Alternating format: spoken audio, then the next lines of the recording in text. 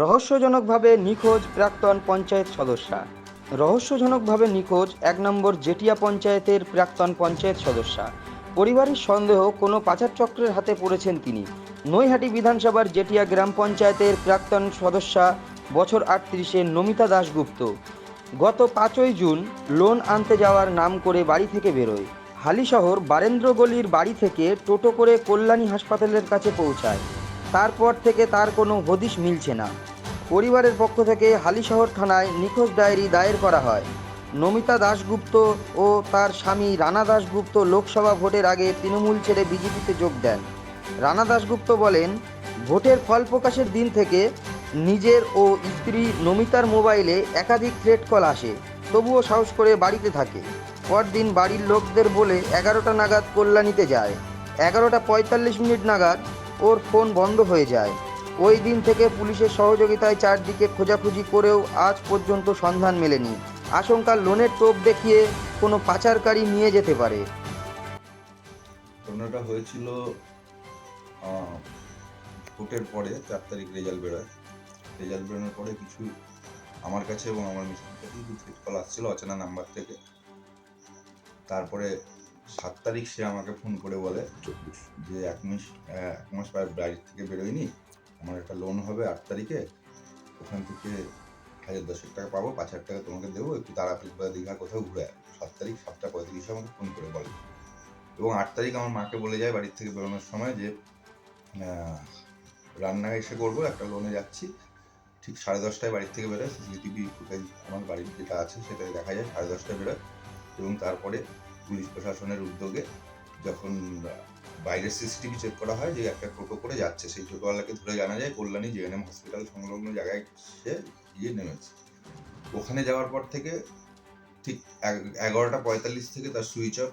তারপর থেকে তাকে ফোনে যোগাযোগ করা হয় এবং সে সম্পূর্ণ খালি হাতে একটা ফোন নিয়ে শুধু গেছে, আর একটা ড্রেস পরে কোনো কিছুই নিয়ে যায়নি। সেটা টোটোতেও দেখা গেছে এবং আপনার এই কল্যাণী হসপিটাল অবধি যেখানে সেই লোকেশন দেখা হয়েছে সেখানেও দেখা গেছে। কিন্তু তারপর থেকে আমরা বুঝতে পারছি না, পুলিশ প্রচুর চেষ্টা করছে তার ৬ মাসের কল লিস্ট বের করে, সমস্ত কিছু হোয়াটসঅ্যাপ চ্যাট থেকে শুরু করে সমস্ত কিছু বের করে, কারোর সাথে যদি ফেসবুকে ফ্রেন্ড থাকে সেই সব জায়গাগুলো রেড করে সমস্তভাবে পুলিশ সহযোগিতা করছে এবং সিআইডি পাবলিকেশনও করেছে পুলিশ। কিন্তু আজ পর্যন্ত আজকে ১ মাস ৪ দিন হয়ে ১ মাস ৫ দিনে পড়লো, এখনো আমরা খুঁজে পাচ্ছি না, বুঝতে পারছি না যে সে কি আদৌ বেঁচে আছে, নাকি তাকে কোনো রকম হাইজ্যাক করে কিডন্যাপ করে নিয়ে যাওয়া হলো, কিংবা তা কিসের কোনো চক্রে পড়লো লোনের নাম করে। কোনো নানা রকম এখন শোনা যায় কিডনি পাচার চক্র থেকে শুরু করে সবকিছু। তার জন্য আমরা প্রথমে থানায় মিসিং ডায়েরি করি। আমরা এখন পরিবার খুব চিন্তায় আছি যে পুলিশ এত চেষ্টা করার পরেও, যেখানে আমরা দেখতে পাচ্ছি যে বাংলাদেশ থেকে এসে টুকরো টুকরো করে বডি রাজারহাটে চারিদিকে ছড়িয়ে দেওয়ার পরেও কিন্তু পুলিশ সব পারে বের করতে।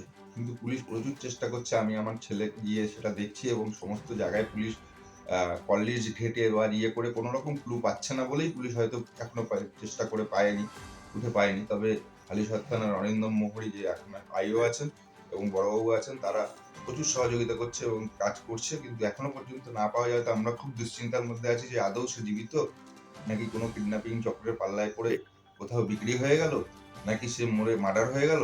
সেটা যতক্ষণ না খুঁজে পাচ্ছি ততক্ষণ আমরা খুব দুশ্চিন্তায় আছি। এবং পরিবারটা, দুটো ছেলে আছে তার, একটা ২২ বছরের এক ছেলে এবং একটা ১৫ বছরের ছেলে, তারা খুব কান্নাকাটি করছে, তারা খুব দুশ্চিন্তায় আছে এবং আমরাও খুব ভেঙে পড়েছি। মা খুব অসুস্থ, রান্না বান্না হচ্ছে না বাড়িতে। এরকম পজিশনে সে ছেড়ে দেওয়ার লোক না, কারণ সে ১০ বছরের পঞ্চায়েত সদস্য থাকাকালীন জেঠিয়া পঞ্চায়েতের সমস্ত লোকের সাথে আমি যেভাবে মিশতাম সে তখন তার সেভাবেই মিশত।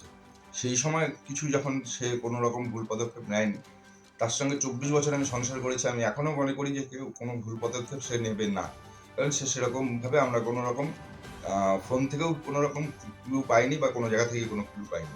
তাই আমরা পুলিশের কাছেও আবেদন জানিয়েছি, আপনাদের মিডিয়ার মাধ্যমে সমস্ত জায়গায় বার্তা দিতে চাই, যদি তাকে কোথাও দেখা যায় বা কোথাও কোনো খোঁজ পান, একটু যোগাযোগ করবেন হালিশহর থানায় কিংবা আমাদের সঙ্গে। আমার ফেসবুকেও করা আছে এবং আপনাদের বলছি আমাদের যুক্ত। আমরা খুবই অসুবিধার মধ্যে আছি। যদি কোনো সহৃদয় ব্যক্তি এর কোনো রকমভাবে খোঁজ খবর আপনি কি দিতে কোনো পারেন। রাজনৈতিক দলের সাথে যুক্ত আছেন? আমি আগে তৃণমূলটা করতাম, আমার বউও ১০ বছর পঞ্চায়েতের মেম্বার ছিল জেঠিয়া পঞ্চায়েতে। হুম। পরবর্তীকালে যাই হোক রাজনৈতিক একটু ডিস্টারবেন্সের জন্য আমি অর্জুন সিং এর সঙ্গে থাকতাম, এবং অর্জুন সিং যখন বিজেপিতে যায় তখন আমিও বিজেপিতে যাই। আপনার ওয়াইফও গেছেন? আমার সব উনিও গেছিল। এবার থ্রেড কল যেগুলো এসেছিল সেই নাম্বারগুলোকে সব চেক করে দেখা গেছে সেগুলো এখানকার নাম্বার নয়, সব ফেক নাম্বার। সেটাও আমি পুলিশকে জানিয়েছি, সবটাই তদন্ত সাপেক্ষ। কিন্তু আজকে 1 মাস 5 দিন হয়ে গেল কোনো রকম যে ক্লুই পাওয়া যাচ্ছে না ফোন কল থেকে বা কোনো রকম ভাবে। তাই আমরা খুব দুশ্চিন্তায় আছি, এবং পলিটিক্যাল গ্রিভেন্স আছে কি না আছে এটা তো আমরা বলতে পারবো না। না, আপনার উপর কোনো রাজনৈতিক প্রতিহিংসা এরকম ধরনের? রাজনৈতিক প্রতিহিংসা একটা, দেখুন থ্রেট কল একদম দুপুর থেকে, আমার ফোনটা যখন আমি কাউন্টিং এ ছিলাম সেই দুপুর থেকে শুরু করে বিভিন্ন রকম থ্রেট কল এসেছিল আমার ফোনে, এবং আমার মিসেসের ফোনেও বারবার এসছে। কিন্তু তখন তো আমরা সেটাকে অতটা গুরুত্ব দিইনি, আর আমার মিসেস স্যার তার প্রতিবাদ করতো, বরাবরই আমরা প্রতিবাদী, বলতো আয় বাড়িতে আয়, কে আসবি আয়, আমি বুঝে নেবো, আমি দেখে নেবো, এগুলো করতো। কিন্তু সেগুলোর থেকে কিছু হলো না, কোনোভাবে তাকে কেউ টোপ দিয়ে কোথাও নিয়ে গিয়ে বিক্রি করে দিল, নাকি কেউ মেরে দিল, সেটা এখনো পর্যন্ত বা কোথাও আটকে রাখলো আমরা কিছুই বুঝতে পারছি না। আমরা চাই যে এই পরিবারে সে ফিরে আসুক যেভাবেই হোক, এবং পুলিশ যেভাবে কাজ করছে আমার আশা যে পুলিশ খুব শীঘ্রই এটা বের করতে